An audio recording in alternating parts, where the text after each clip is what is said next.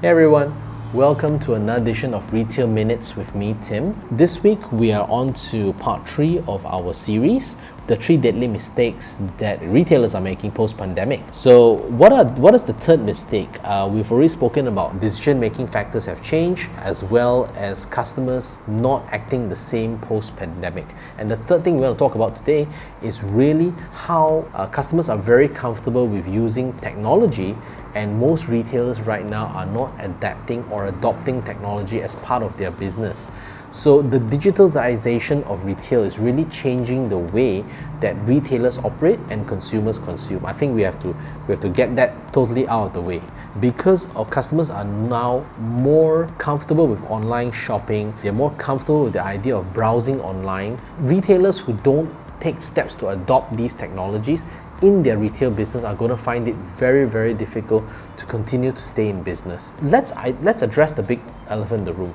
Why are retailers so worried or so fearful of adopting technology? Because for most retailers, which are smaller in size, it has a lot to do with the high cost of entry. In my personal opinion and my experience as a retail consultant, I think most retailers are more of the middle to smaller type of retail businesses, and most adoption of technology either ends up being too costly for them or takes too much time and ends up not working because it doesn't fit into their day-to-day operations. So this high cost of entry is what's actually stopping most retailers from adopting technology. Also, a lot of them are unsure how are they going to justify the returns from spending such an enormous amount on the technology. And last but not least, I think the customer expectation once the technology is deployed, it's not really there. I went to these retail outlets and I saw a queue system, a previously installed queue system in the restaurant. It just stopped functioning and they put it at the side. So one of the things I think that caused the mistake was, number one, the technology was placed there for technology's sake, and the retailer either, number one, it was too expensive to maintain, or number two, they ultimately found that it did not add value to the customer's experience in store. So some of the times you have to think about, most people don't find that technology installed in a retail outlet actually benefits them in any way.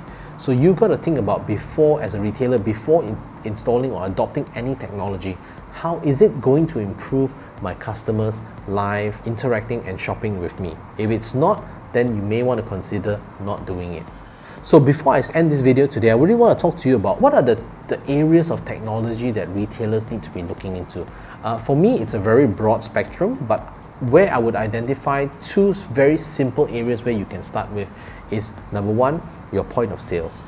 Your point of sale system that you're currently using in your store right now is probably immensely powerful and probably has a wealth of data behind it. So you need to work with your technology partners to identify what kind of information can you dig out of there. Because that's how Amazon has been so amazingly successful in their business.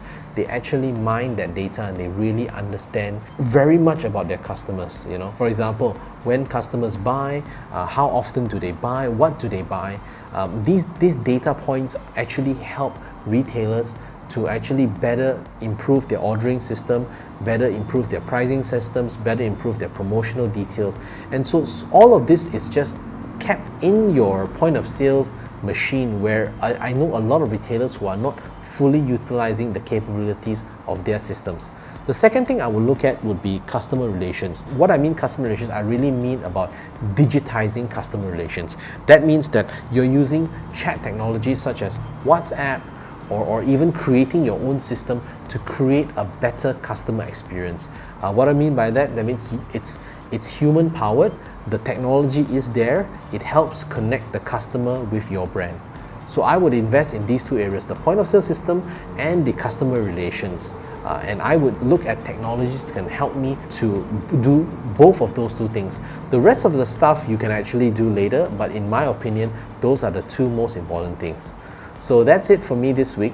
I did a webinar on these 3 deadly mistakes where I went into a lot more detail. So if you would like access to that webinar, please actually check out the details in the description below and write to us, and we will send you that recording of that full webinar.